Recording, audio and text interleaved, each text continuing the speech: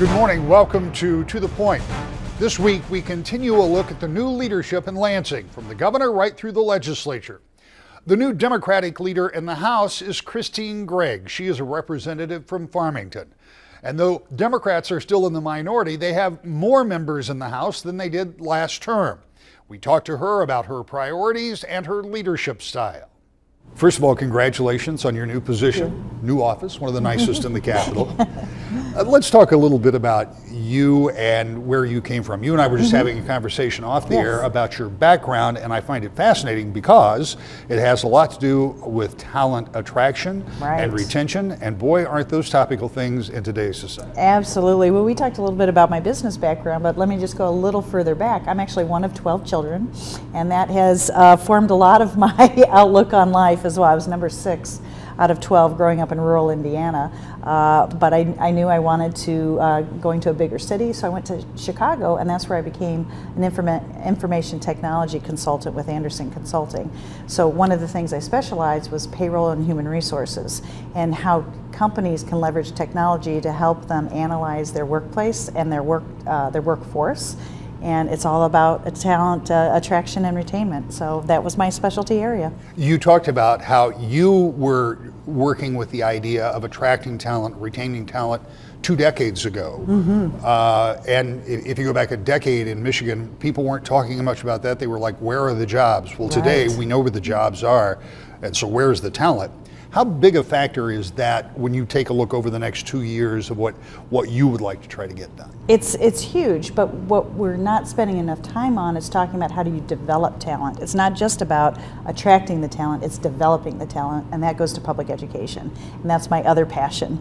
And as a mother of 3 boys and went through the public education system, I got very involved in the schools, and that's where I had this political reawakening actually, was that knowing what was on the back end for my kids and all the kids in Michigan, we weren't doing right by them and our teachers in the classrooms, and that's the link to attracting and retaining talent, but you have to build the talent first. And so public education is going to be huge this term.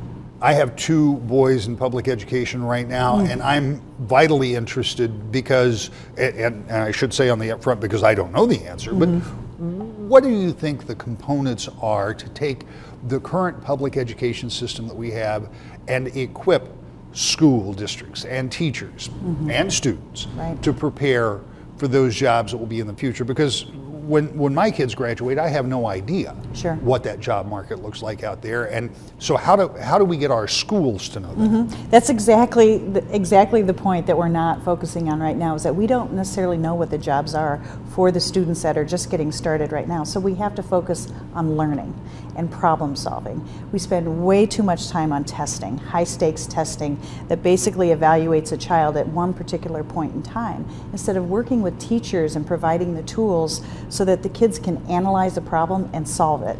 And that's gonna do well for you regardless of the career that you choose. So that's one of the things that I'm looking forward to working with the Department of Education on, with the governor's office, is how do we really get back to focus on learning in the classroom. But we also have to support our teachers to do that as well too. We've had a lot of legislation in the past years that have basically brought down the profession of education and teaching in our classrooms. We have to empower the teachers and let them drive the workforce of the future by giving them those tools. I don't want to spend all of our time on education, although that's such a vital part of what's going to shape the face of Michigan going forward. Talk a little bit about that empowerment. What does that look like? What would you like to see teachers be able to do after your tenure here that they can't do right now? Well, the first thing is they need additional resources, right? When my kids first started, there were paraprofessionals, there were reading recovery teachers, there were more wraparound services, school nurses, counselors. Right now we're putting all the onus on the classroom teacher. And so by giving more resources, a school nurse, right? Kids need to be healthy to learn effectively. So we need to look at those resources as well. There have been 2 studies that have said we are underfunding our classrooms right now. The last one was actually a research collaborative that said not only are we underfunding, but we're not putting our resources in the right place. So if you start at a baseline funding for all our students, concerns, then you have to say what additional resources are needed based on the needs. So let's say up in the Upper Peninsula, maybe they have greater transportation needs. They should get some additional resources for transportation. Maybe another area has a high percentage of English language learners. We need those resources as well. So that's the model we need to start looking at, because when we have the right resources in place, we do empower our teachers. When you look at this job, you are, I think, in a unique position because you are the leader of the Democrats in the House. Mm-hmm. You have a larger group than you had in the last term, still not a majority, but mm-hmm. you have a governor of the same party as well as the Secretary of State, Attorney General. So divided government creates opportunities, perhaps. Absolutely, opportunity. So talk to me a little bit about how you approach this, because there are, in some cases, I suspect, some pretty big divides, mm-hmm. but if it's the same as most sessions, there probably is a lot more common ground than there are those big mm-hmm. divisions. So how do you navigate that? Well, it's actually very exciting right now. We had our first quadrant meeting this morning. So the governor invited the 4 chamber leaders to come into her office, and we talked about our communication models and how we're going to work on some issues together. And we started at a place where we agree what needs to be addressed. So we're going to be working on roads. We're going to be working on working on civil asset forfeiture as well. And also, when we do that, we find a common area where we want to work on a solution. We build trust, and then that brings us forward to any other additional issue. So starting off in an open communication style, I think builds that opportunity and builds the trust so that we can work on really tough issues down the road. The governor has often said that potholes are not a partisan issue. Mm-hmm. And while she is absolutely right about that, it is also true that how to fix those potholes can become a partisan issue because of the way Republicans look at funding particular items, and we saw the difficulty they had in the last administration coming up with more money for infrastructure, right. Versus the way Democrats may look at how those funding mechanisms might work. And I know you don't know because you just had that first mm-hmm, meeting, mm-hmm. but do you have a generic idea of where the kind of money comes from for infrastructure, not just roads, because infrastructure is going to be much broader than that, sure. and it's not going to be just this term. I mean, mm-hmm. this is a billions of dollars investment that's going to have to be done over a long term if yes. we're to get where many elected officials say they want to be. What does that look right. like? Well, so it's not just our roads as well too. It's our water systems too. Everyone agrees that we've got to do something to make sure that every Michigander feels the security that they can drink their water. Right. So that's a big issue, and we're looking at it could be up to $4 billion that we need to invest in the entire infrastructure. We have our general fund dollars and we have our transportation fund dollars, and so where we are right now is really digging into those sources and saying, where are the opportunities for revenue? Are in the general fund or the other areas where we could maybe shift some money if there's opportunity to save? And so what are the other tools then if we still have a gap? And we're just looking at that. But the idea is all options are on the table.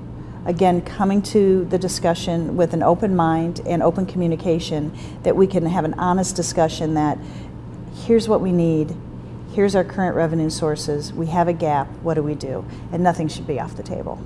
When you think about not just water, not just roads, not just bridges and broadband and all of the other things that mm-hmm. we've heard the need for, particularly you mentioned earlier the UP, we know that there are some big needs for in our rural areas for more broadband services. Do you have to take it just a little bites, just incrementally? Because you talked about $4 billion. You say $4 billion, right. and people are like, "Whoa, we can't come up with that." So this has to be. I guess I should ask the question rather than make the statement. But does this have to be a more incremental approach? Sure. I mean, what you want to do is have an overall plan, and then you break it up. What can you achieve when? And that is part of our job as leaders, to sit down and put priorities on that, and a reasonable timeline as well too, because it is a lot. We have neglected our infrastructure, our social infrastructure, as well as our hardcore infrastructure like roads and water systems, and it's going to take time to fix it. And so that's our job as leaders, to come together and come up with a reasonable, realistic plan to get that accomplished. If you went out today and started is there any way of knowing? I mean, I wonder this because for as long as I've been here, I can remember in 1996 over in Delta Township standing with John Engler as they were doing Build Michigan 2 when they were working on the roads. I mean, even that far back, there was a recognition that the road infrastructure and the others that you mentioned, they weren't talking about water, they weren't talking about broadband at that time. But there was a recognition then that the state was not up to par on roads. Well, here we are 2 decades later, and the problems still exist. If we got it right this time, we're still looking at decades of work to get things back up to where we might expect them to be, right? Well, right. Well, not only do we have to get them to a baseline that's more acceptable, but we also have to think about the future and how do we modernize our roads, right? We have autonomous vehicles coming. We have to plan for any additional infrastructure that has to be built into the roads too. There is absolutely a lot. But I just, I want to make another point too when it comes to how we address roads and infrastructure. It's not just money, right? It's about governance. It's about working with contractors that we bring in as well. So there are a lot of things in addition to revenue that you want to look at. How do we have, what's our processes for the departments, how we allocate money. We have this really old law called PA 51 that talks about how all the money is even allocated. So we need to take a fresh look at that as well. There's a lot of opportunities for us to not only have the financial support we need, but also to make sure it makes sense and it's efficient. And so we're looking at that as well. I am interested that you brought that up because last week on this show, Senator Shirkey and I had a conversation about PA 51. He was talking more generically about oversight and looking at things that have been done or are being done to make sure that they make sense. And if there are existing bills that might need to be looked at, and I brought up PA 51 because I've talked about it with lawmakers for a long time. It's interesting that the Republican leader in the Senate and the Democratic leader in the House are both talking about the same thing. Does that bode well for the next few years? It sure does. It does. I mean, it's, again, with divided government too, it is an opportunity to take a fresh look at everything. And that with divided government, that you have to listen to both sides. You come up with a balanced approach.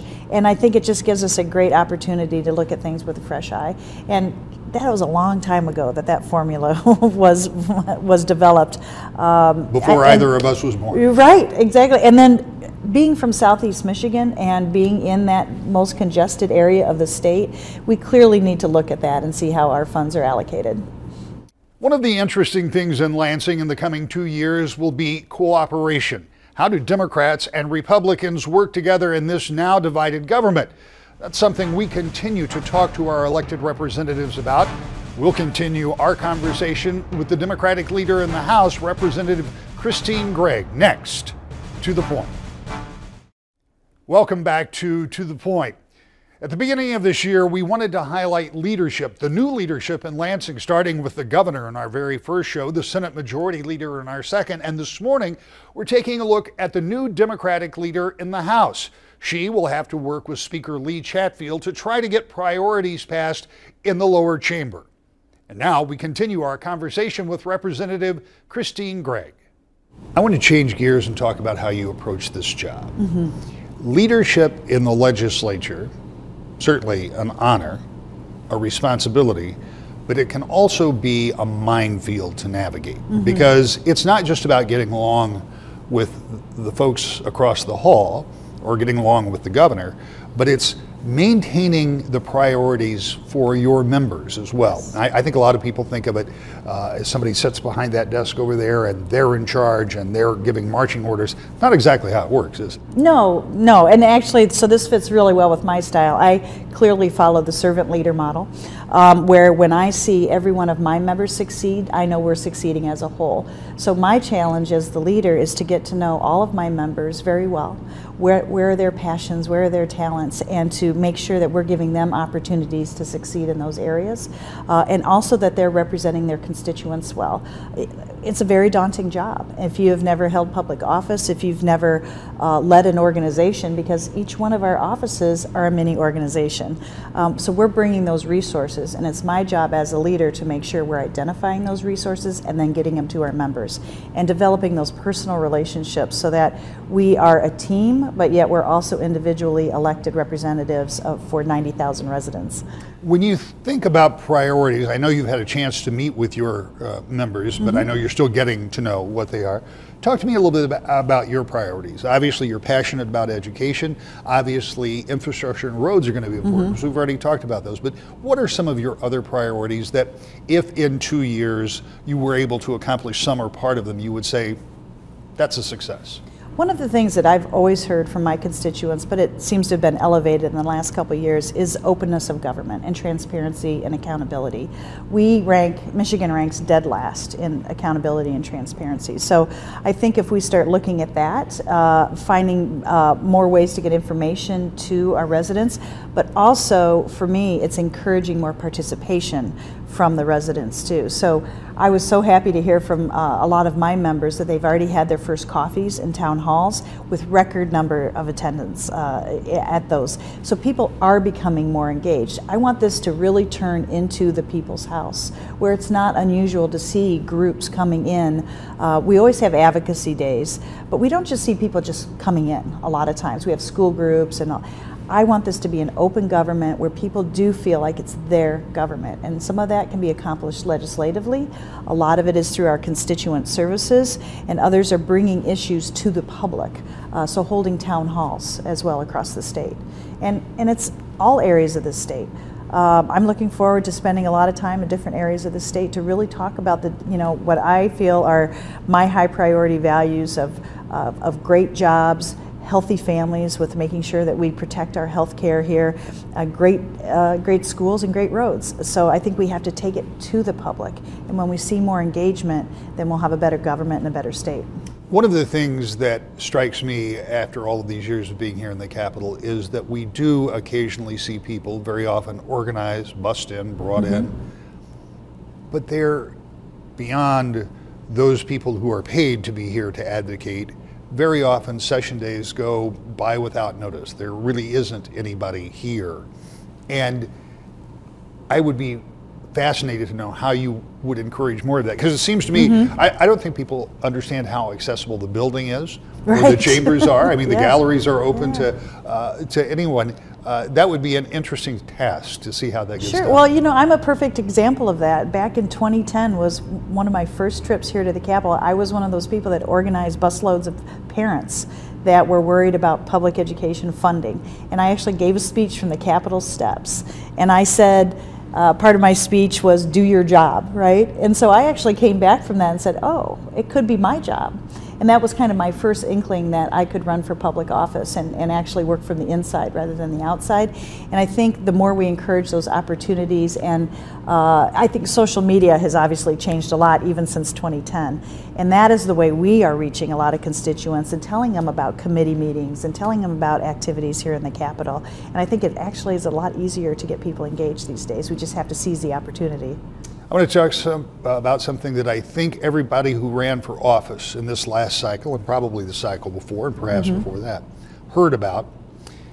We've heard a lot of talk about it, and it impacts your part of the state disproportionately, and that's auto no-fault insurance. The rates that we pay for auto insurance in this state are exorbitant in comparison to others, but we also have the most generous coverage, particularly for catastrophic claims. So there are concerns. I know a lot of folks in Southeast Michigan are paying maybe twice as much as I'm paying on the west side of the state. And I feel like I'm paying a lot of money. So it's a big issue with big moneyed interest and divisions, not necessarily along party lines or geographic lines, but just members are kind of all over the place every time we see a vote for this. Is that doable? Is auto no-fault insurance reform doable? It is, and I think the point that you made about members being all over the place, that tells you right now it's not a partisan issue, right? Affordable auto insurance is everyone's concern. That was actually something that in some of our quadrant discussions is we agree that is an issue, and that's where we start. And that recognition that we want to come together from both sides and the governor's office to solve this problem is an opportunity, and I think there's a commitment to see that being done. What we've seen in just this week in the legislature is a special committee created just to deal with auto insurance. However, there wasn't a bill that's being the vehicle for that.